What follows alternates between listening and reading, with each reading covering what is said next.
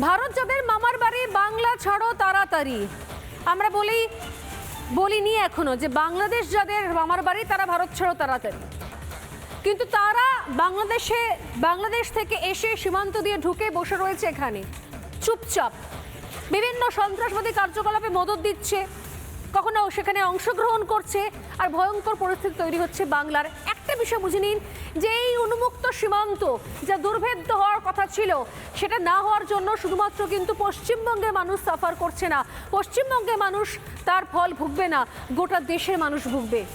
কারণ এটা এখন জাতীয় সুরক্ষার বিষয়, জাতীয় নিরাপত্তার বিষয়, এবং মমতা বন্দ্যোপাধ্যায় জাতীয় নিরাপত্তার ক্ষেত্রে অন্তরায় হয়ে দাঁড়াচ্ছে, কারণ তিনি জমি দিচ্ছেন না এই সীমান্তকে সুরক্ষিত করার জন্য। আমি একটা ছবি দেখাবো, এই মুহূর্তে একটা ম্যাপ দেখাবো, বলবো টিমকে চালাতে ম্যাপটা। দেখুন এই অংশ একদিকে রয়েছে বাংলাদেশের ম্যাপ দেখতে পাচ্ছেন এদিকে, আর এই পাশে রয়েছে আমাদের পশ্চিমবঙ্গের ম্যাপ। বাংলাদেশের ম্যাপটা দেখুন একদম ধার লাগোয়া, অর্থাৎ বাংলাদেশ এবং ভারতের সীমান্ত, যে সীমান্ত আমাদের পশ্চিমবঙ্গের পাশ দিয়ে গেছে, সেই সীমান্তে একটার পর একটা জায়গা যেখানে জামাত জিতেছে, সেগুলো কিরকম? করিমপুর চুয়াডাঙ্গা সীমান্ত, প্রথমেই দেখাচ্ছি চুয়াডাঙ্গা সীমান্ত, করিমপুরের চুয়াডাঙ্গা সীমান্ত, এখানে জিতেছে জামাত।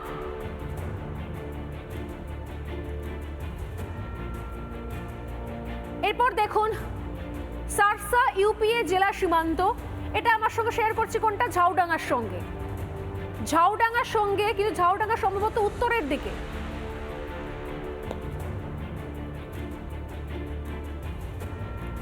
ঝাউডাঙ্গা, যেখানে ঝাউডাঙ্গা সীমান্ত তার উল্টো দিকে রয়েছে বাংলাদেশের সীমান্ত, যেখানে জিতেছে হচ্ছে জামাত। দেখুন হাসনাবাদ, যেখানে হাসনাবাদের উল্টো দিকে রয়েছে সাতক্ষীরা সীমান্ত, এই সাতক্ষীরাতে হাসনাবাদ সাতক্ষীরা সীমান্ত, এখানেও কিন্তু জিতেছে জামাত, অর্থাৎ সাতক্ষীরা জিতেছে জামাত। আমরা দেখাচ্ছি হাসনাবাদ সাতক্ষীরা সীমান্ত, একদিকে সাতক্ষীরা অন্যদিকে হাসনাবাদ সাতক্ষীরা সীমান্ত, এখানে এই সীমান্ত কিন্তু জামাতের দখলে বাংলাদেশে। এরপরে আরও একবার দেখাবো করিমপুর, নদিয়ার করিমপুর, এই করিমপুর যে বাংলাদেশের অংশের সঙ্গে সীমান্ত ভাগ করে নিচ্ছে, সেই অংশটা হচ্ছে চুয়াডাঙ্গা, ওপারে চুয়াডাঙ্গা এপারে করিমপুর, মাঝখানে আমাদের বর্ডার, একদিকে বাংলাদেশ অন্যদিকে পশ্চিমবঙ্গের করিমপুর, ওদিকে চুয়াডাঙ্গা। এই চুয়াডাঙ্গা সীমান্ত, করিমপুর চুয়াডাঙ্গা সীমান্তের ওপারে জিতেছে জামাত, এবং এইটা পুরো বর্ডার ধরে ধরে চলেছে, যেখানে যেখানে এই বর্ডার সংলগ্ন এলাকা রয়েছে সেখানে সেখানে জামাত জিতেছে। এই সেই নদিয়া, যে নদিয়ার ছবি আমি দেখাচ্ছি, এখানে করিমপুর চুয়াডাঙ্গা সীমান্ত ছবি দেখাচ্ছি, সেই নদিয়ার আরেকটা প্রান্ত, আরেকটা জায়গা, সেখান থেকে আমাদের প্রতিনিধি পলাশ মণ্ডল একটা এক্সক্লুসিভ রিপোর্ট করেছে। সেই রিপোর্টে দেখলে বুঝতে পারবেন যে কিভাবে সীমান্তের জামাতের জন্য আমরা আমাদের সদর দরজা খুলে রেখে দিয়েছি, যাতে যখন ইচ্ছে তখন জামাতের এখান থেকে আসতে পারে বা যেতে পারে। দেখুন সেই রিপোর্ট।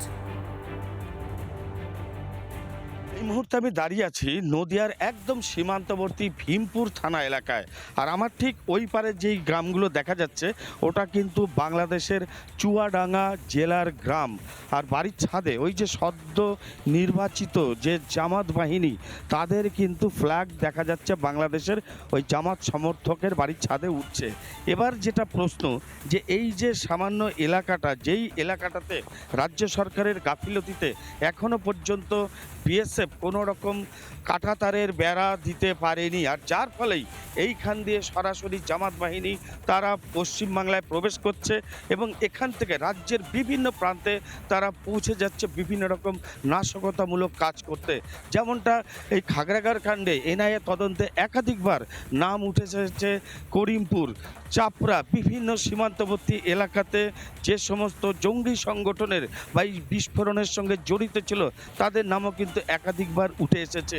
আর এই মুহূর্তে যে সদ্য বাংলাদেশের নির্বাচন হলো, সেই নির্বাচনে কিন্তু জামাতকে একটা ভালো রকম তারা ফল করতে পেরেছে। অর্থাৎ এই যে একটা নিষিদ্ধ একটা যে জঙ্গি দল, তারা কিন্তু ইতিমধ্যেই সীমান্ত দিয়ে প্রবেশ করে রাজ্যের বিভিন্ন প্রান্তে তারা প্রবেশ করার চেষ্টা করছে, এবং কখনো কখনো তারা প্রবেশ করেও বিভিন্ন রকম নাশকতামূলক কাজের সঙ্গে কিন্তু জড়িত থাকছে। আর জানিয়েই কপালে চিন্তার ভাঁজ উঠেছে দিল্লির, ইতিমধ্যেই কেন্দ্রীয় বাহিনী বা বিভিন্ন রকম যে গোয়েন্দা সংস্থা তারা কিন্তু যথেষ্ট সক্রিয় হয়েছে। তারা এই ধরনের যারা জামাত বাহিনী আছে তাদের অনুপ্রবেশের দিকেও যথেষ্ট কড়া নজরদারি চালাচ্ছে। এখন শুধু প্রশ্ন একটাই, যে নজরদারি আরও কত বাড়ালে এই ধরনের যে সংগঠনকে পশ্চিমবাংলা দিয়ে প্রবেশ করানো বন্ধ করা যেতে পারে। ভিডিও জার্নালিস্ট সুব্রতর সঙ্গে পলাশকান্তি মণ্ডল, রিপাবলিক বাংলা, ভীমপুর। নানা ধরনের কন্টেন্ট দেখার জন্য লাইক করুন, শেয়ার করুন আমাদের ফেসবুক পেজ, সাবস্ক্রাইব করুন আমাদের ইউটিউব চ্যানেল। পাশাপাশি অন্যান্য ব্রেকিং নিউজের জন্য অবশ্যই চোখ রাখুন রিপাবলিক বাংলায়।